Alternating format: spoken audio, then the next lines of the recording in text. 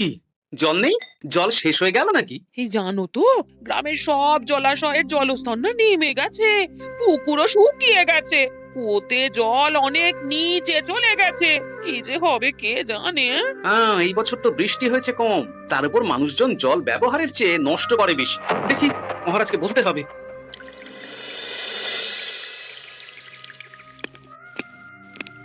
এই তো গোপাল এসে গেছে।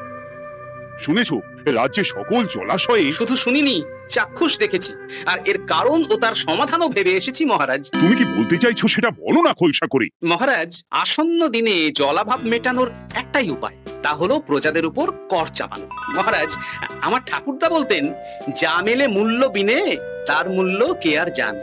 আমরা যেহেতু জলের মতো এত মূল্যবান সম্পদ বিনামূল্যে পাচ্ছি, তাই একে গুরুত্ব দিতে শিখিনি। সবাই মিলে দেদার জলের অপচয় করছে। আমি এই অপচয়ের বিরুদ্ধে কর বসানোর পরামর্শ দিচ্ছি মহারাজ। জলের জন্য দেবে দাম, ছুটে যাবে কাল ঘাম। হ্যাঁ, যখনই জলের জন্য কর দিতে হবে, তখনই জলের অপচয় বন্ধ হবে। এতে লাভটা কি হবে গোপাল? মানুষ কম জলে কাজ করা শিখে যাবে, ফলে আগামী দিনে যদি জল সম্পদ কমেও যায়, এই কৃষ্ণনগরের প্রজারা আগে থেকেই তার জন্য প্রস্তুত হয়ে যাবেন। কিন্তু আমি আমার প্রজাদের কাছ থেকে জলের দাম নেব গোপাল? না মহারাজ, কর বাবদ যে অর্থ উপার্জন হবে তার সাথে আপনার দান মিলিয়ে রাজ্যের মধ্যে একটা বিরাট কৃত্রিম জলাধার বানানো হবে, বাহ বাহ বাহ। যেখানে বৃষ্টির জল সংরক্ষণ করা যাবে মহারাজ। এতে সারা বছর ধরে আর কোনো জলের অভাব থাকবে না মহারাজ। গোপালের প্রস্তাব বড় ভালো লেগেছে। আগামী দিনে ইতিহাসে এই কর্মযজ্ঞের কথা লেখা থাকবে বলে আমার বিশ্বাস। আর তাই আমি গোপালকে এই মুহূর্তে 50টি স্বর্ণমোহর উপহার দেব বলে ঘোষণা করছি। সাধু সাধু সাধু।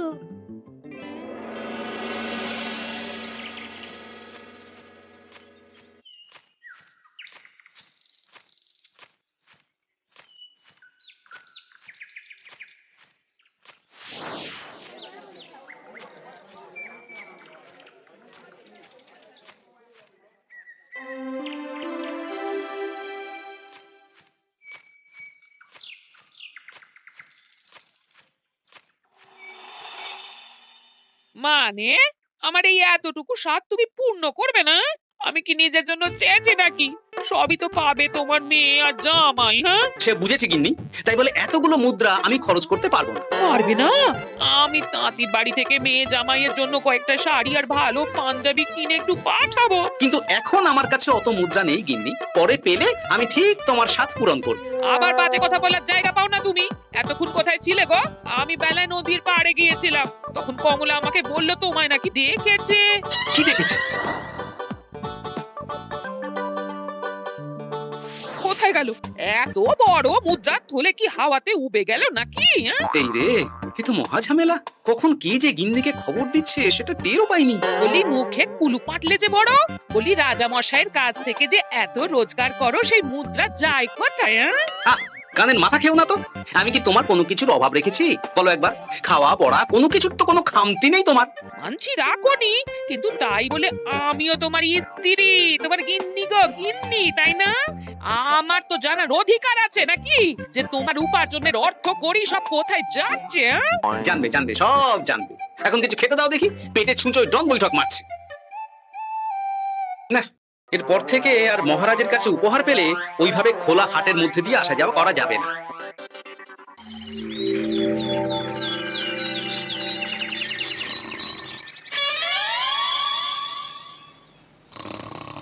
তোমার আর কোনো চিন্তা নেই গোপাল।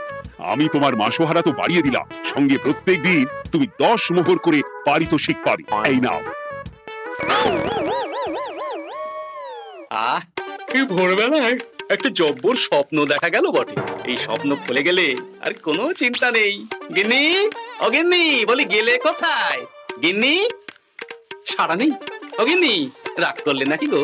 আরে এসো এসো, এমন একটা স্বপ্ন দেখেছি না যে তোমার আর কোনো চিন্তা থাকবে না গিন্নি। মোহর আর মুদ্রা একেবারে ঝরে পড়বে গো।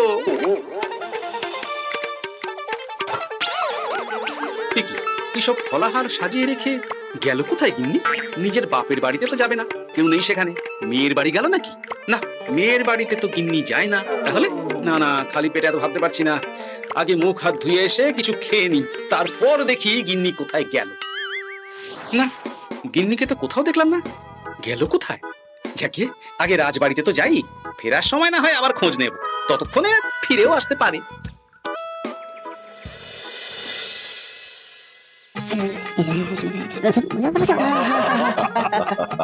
বাহ বাহ বাহ, একেই বোধহয় বলে সঙ্গগুণ। অনেকদিন এত হাসি নিয়ে। যা বলেছেন মহারাজ। হাসির চোটে পেটে ধরছে খিল। কর্তার গিন্নিতে দেখছি রয়েছে অনেক মেল। কি গিন্নি, তুমি এখানে কি করছো? একই গোপাল, তুমি রাজসভায় এলে যে বড়। তুমি নাকি রাজসভার কাজ থেকে অবসর নিতে চেয়েছো? এই কথা কে বললো মহারাজ? এই তো উনি বললেন। বলি আমি আবার কি করব? তুমি আমায় একটা কাজ দিলে আর সেটা আমি করব না বলো? আমি তোমায় কাজ দিলাম? কি কাজ? বাবা গোপাল, তুমি কি আকাশ থেকে পড়লে নাকি? তুমিই তো তোমার গিন্নিকে বলে পাঠিয়েছো যে তুমি আর রাজসভার কাজে যোগ দিতে চাও না। তোমার নাকি আর কাজে মতি নেই, তুমি বিশ্রাম চাও। এই রে, গিন্নি দেখি ভয়ঙ্কর চাল দিয়েছে, আমার নামে রাজসভায় এসে এইসব বলেছে। তাই কথা ঠিকই গোপাল, যে তোমার অবসর গ্রহণের কথা শুনে আমি বিশেষ মনমরা হয়ে পড়েছিলাম, কিন্তু তোমার গিন্নি যেভাবে রাজসভায় হাসি মজা হুল্লোড় পরিবেশন করছে, তাতে আমার মনে হচ্ছে এ সাপে বড় হয়েছে। এই বেলা যদি গোপালকে কায়দা করে রাজসভা থেকে তাড়ানো যায়, তাহলে আমার পথ থেকে বিরাট বড় একটা কাঁটা উপড়ে ফেলা যাবে। গোপাল গিন্নি সবার মধ্যে বিলিয়েছেন হাসি, তার জন্য রাজামশাই হয়েছেন ভারী খুশি। হ্যাঁ গোপাল, তাই আমি ঠিক করেছি তোমার স্থানে আমি তোমার গিন্নিকেই বহাল করব। হ্যাঁ, তোমার সঙ্গে ঘর সংসার করে ওর বুদ্ধি বেশ খোলতাই হয়েছে, সেটা বোঝাই যাচ্ছে। এছাড়াও আমাদের অনেক পরামর্শ দিয়ে সাহায্যও করতে পারবে। তাছাড়া উনি মহিলা বলে অন্দরমহলেও যেতে পারবেন, রানীমাও খুশি হবেন বলেই তো আমার বিশ্বাস। কি গোপাল গিন্নি, তোমার এই কাজ করতে কোনো আপত্তি নেই তো? আপত্তি কেন থাকবে মহারাজ? আমি ধন্য আপনি আমায় এত বড় সম্মান দিচ্ছেন বলে। এ তুমি আমার কত বড় সর্বনাশ করলে গিন্নি, তুমি কিনা শেষে আমার চাকরিটাই খেলে। এটা গোপালের জন্য বড় ভালো হলো, তাই না? কোনো কাজ করতে হবে না, কিন্তু রোজগার আগের মতোই থাকবে। অবসর আর উপার্জন একসাথে। না হে গোপাল, তুমি আর এখানে কাঁচুমাচু মুখে দাঁড়িয়ে না থেকে নিজের বিশ্রামে ব্যাঘাত ঘটিও না, আমাকে সবার কাজ শুরু করতে দাও। যথা আজ্ঞা মহারাজ।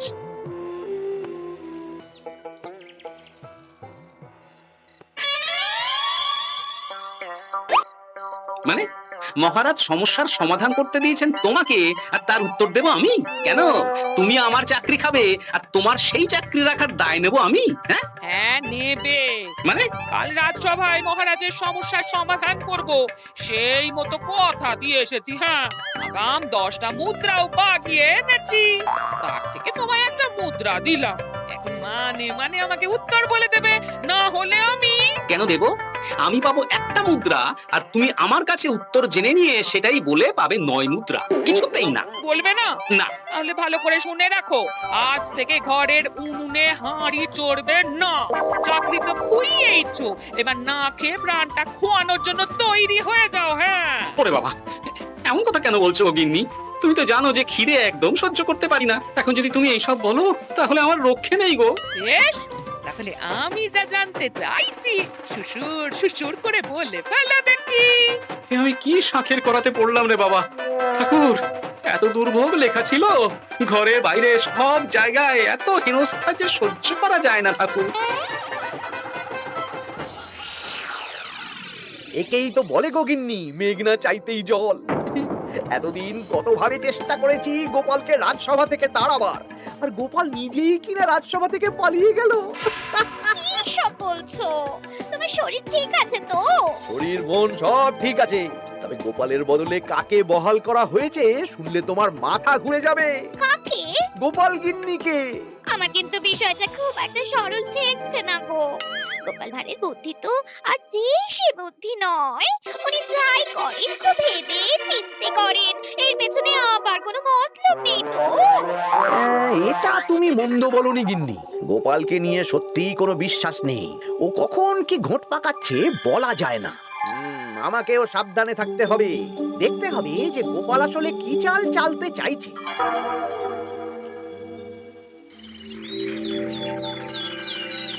হ্যাঁ গোপাল গিন্নি, এই একটাই প্রশ্ন আমায় সারা রাত ধরে জাগিয়ে রেখেছে। মানুষ মরে ভূত হয়, ভূত কি মরে? তাহলে ভূত মরলে কি হয়? মানে মহারাজ, এই প্রশ্নের উত্তর আমার আজকে দিতে ইচ্ছে করছে না। হ্যাঁ, আমি না হয় আপনাকে আগামীকাল এই প্রশ্নের উত্তর দেব, ঠিক আছে হ্যাঁ? গাছ থেকে পড়ে গেলে জাপটে ধরে ডালকে। আজকের প্রশ্নের উত্তর উনি দেবেন কালকে। না হে গোপাল গিন্নি, তা হয় না। এই প্রশ্ন আমাকে সারা রাত বিচলিত করেছে। আবার যদি আজকেও এই প্রশ্নের উত্তর না পাই, তাহলে তো আবার একটা নিদ্রাহীন রাত আমাকে কাটাতে হবে। ইয়ে মানে আমি বলছিলাম কি মহারাজ, গোপাল গিন্নি তো সদ্য এই কাজে বহাল হয়েছে, তাই তাকে তো একটু সময় দেওয়া দরকার নাকি? কিন্তু প্রশ্নের উত্তর না পেলে যদি মহারাজের শরীর খারাপ হয়, তার দায় কে নেবে মন্ত্রী মশাই? এই রে, এখন আমি কি করব? এ তো মহা বিপদে পড়লাম দেখছি হ্যাঁ? আচ্ছা মহারাজ, ঠিক আছে ঠিক আছে, আমি এই প্রশ্নের উত্তর দেব, কিন্তু আমার না একটু সমস্যা আছে। খোলা হাওয়াতে গিয়ে না দাঁড়ালে আমার ঠিক মাথা খোলে না, তাই বলছিলাম তাই না হয় যাও, হাওয়া খেয়ে এসে মাথাটা খোলতাই করে নাও। কিন্তু এই প্রশ্নের উত্তর আমাকে আজকেই দিতে হবে। হ্যাঁ, উফ, এই যে কি সমস্যা! সারাদিন ঘরে বসে থেকে থেকে তো আমার সারা গায়ে বাদ ধরে গেল। সেই সকালবেলা আমাকে ফলাহার করিয়ে দিয়ে গিন্নি তো চলে গেছে রাজবাড়িতে চাকরি করতে। এদিকে আমার যে পেটে কিচ্ছুটি নেই, তার কি হবে? মহারাজ দোকানে গিয়ে যে ভালো মন্দ খাবো তারও উপায় নেই, তাহলেই তো গাড়ি গাড়ি খরচা। না, একবার দেখি তো উনুন ধরিয়ে অন্তত ভাতে ভাতটা চাপাতে পারি কিনা, তাহলে গিন্নির ওই হাঁড়ি না চড়ার হুমকির হাত থেকে অন্তত বাঁচা যাবে।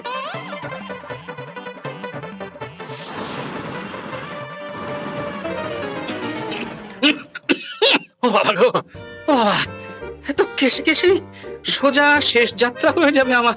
না, এর চেয়ে না খেয়ে মরাও ঢের ভালো। দেখি তুমি বাড়িতে কেন? এত হাঁপাচ্ছ কেন? সাড়ে তাড়া করেছে নাকি? আরে না গো, মানুষ মরে ভূত হয়, ভূত কি মরে? তাহলে ভূত মরলে কি হয়? খোলা হাওয়াতে গিয়ে না দাঁড়ালে আমার ঠিক মাথা খোলে না। ও, এই হলো ব্যাপার। বেশ, এর উত্তর তোমায় আমি বলে দিচ্ছি। ভূত মরে প্রথমে এক ঝুড়ি অন্ধকার হয়, সেই অন্ধকার হাওয়াতে উড়ে বেড়ায়। এক সময় সেই অন্ধকার পাতলা হতে হতে কুয়াশার মতো হয়ে যায়। ব্যাস, মিটে গেল। ব্যাস, মিটে গেল। যদি রাজা মশাই এই কথা বিশ্বাস না করেন, তুমি হলপ করে বলবে আপনি যখন মরবেন একদম মিলিয়ে নেবেন মহারাজ। এর চেয়ে এক পা এদিক ওদিক হয় না যেন। হ্যাঁ, এই না হলে তুমি গোপাল ভাঁড়। বুঝেছো তাহলে? এই তুমি চিন্তা করো না, রাজবাড়ি থেকে ফেরার সময় আমি তোমার জন্য অনেক অনেক বাজার করে আনবো, ঠিক আছে? এই আমি যাই। কিন্তু ভারী মজা হলো। মহারাজ তক্ষুনি প্রশ্নের উত্তর চাইলে গিন্নি এইভাবে সেই রাজবাড়ি থেকে দুধ দাঁড়িয়ে ছুটে আসছে উত্তর জানতে। আমাকে তুমি একটা চাল দিয়ে কুপকাত করেছে তো গিন্নি। এইবার বুঝবে কত ধানে কত চাল।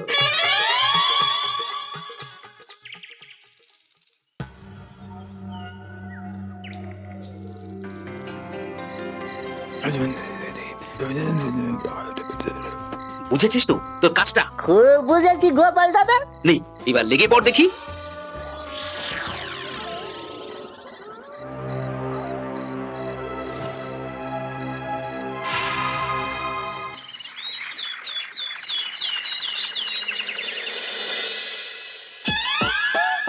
তাহলে আর বলছি কি তোমাদের, সকালবেলায় উঠে দেখি মুখের এই হাল। এই কাণ্ড কি করে হলো মহারাজ? তার আমি কি জানি? আমি সকালে উঠে আয়নায় নিজেকে এই অবস্থায় দেখে খুব চিন্তায় রয়েছি। গোপাল গিন্নি, আগে মহারাজ, গোপাল থাকলে যে কাজ করতো সেটা তো তোমাকেই করতে হবে, বলতে হবে এর সমাধান কি। হ্যাঁ মানে আমি হ্যাঁ হ্যাঁ, আমার মনে আছে। তোমার তো আবার হাওয়া না খেলে চলে না। যাও যাও, তাড়াতাড়ি হাওয়া খেয়ে এর উত্তর নিয়ে এসো।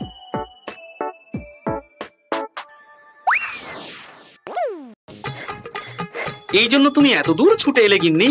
মহারাজকে বলবে যে তিনি যেন আজ রাতে চাদরটা মুখে ভালো করে মুড়িয়ে ঘুমোন, তাহলেই মিটে যাবে। এই রং চলে যাবে আর নতুন করে কিছু হবেও না।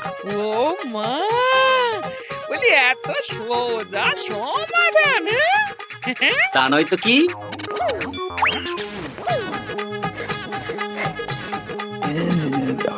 কাল সারা রাত আকাশে একবার দেখলাম চাঁদ উঠেছে, আর একবার দেখলাম ঘোর অমাবস্যা। এর কারণ কি? একই রাতে দুই তিথি হয় কি করে? আর একটা সমস্যা। হ্যাঁ, এটা আগে বললেই তো হতো মহারাজ।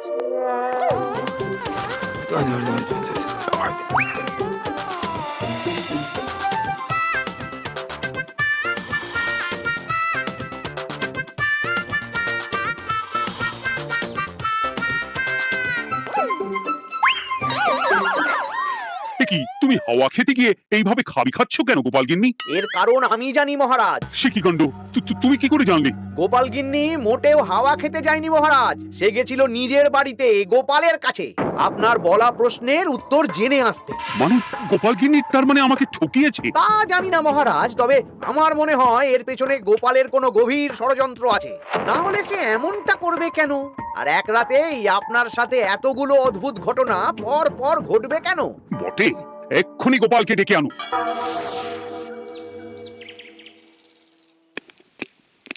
না মহারাজ, আমি সত্যি অবসর চেয়েছিলাম, আর তাই আমার গিন্নি আপনার কাছে এসে বলেছিল। ওর কোনো দোষ নেই মহারাজ। না মহারাজ, আমি মিথ্যে কথা বলেছি। হ্যাঁ, উনি আপনার কাছ থেকে পাওয়া সোনার মোহর নিয়ে বাড়ি যান না, তাই আমি ওকে শায়েস্তা করতে এই ফন্দি করেছিলাম। আসলে মহারাজ, আমি আপনার কাছ থেকে পাওয়া সোনার মোহর জল প্রকল্পের কাজে লাগাবো বলে কিছু জনকে নিয়ে একটা দল গঠন করতে গিয়েছিলাম, আর তাদের কাছেই ওগুলো রেখে এসেছি।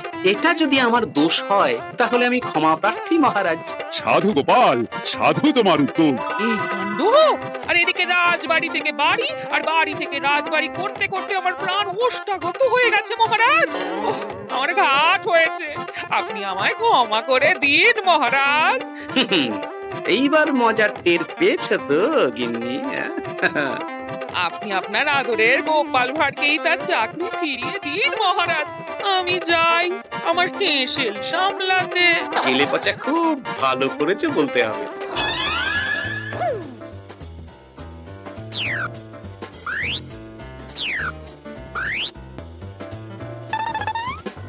তবে মহারাজ, অমাবস্যা পূর্ণিমা সব আমার বুদ্ধিতেই কেলেপাচা করেছিল। আপনার ওই মুখের রং, ওটি একটি বিশেষ রং যার আয়ু একদিন, তাই ওটা এমনিই মিলিয়ে গেছে। হ্যাঁ, সেই বরং ভালো। তুমি তোমার গিন্নিকে নিস্তার দাও গোপাল, তাছাড়া আমিও আমার গোপালকে ছেড়ে আর থাকতে পারছি না। যথা আজ্ঞা মহারাজ। আমারও যে আর এই অবসর ভালো লাগছে না মহারাজ। গোপাল ছাড়া রাজসভা যে লাগে ফাঁকা ফাঁকা, তাই তো আবার চাকরিতে তাকে বহাল রাখা।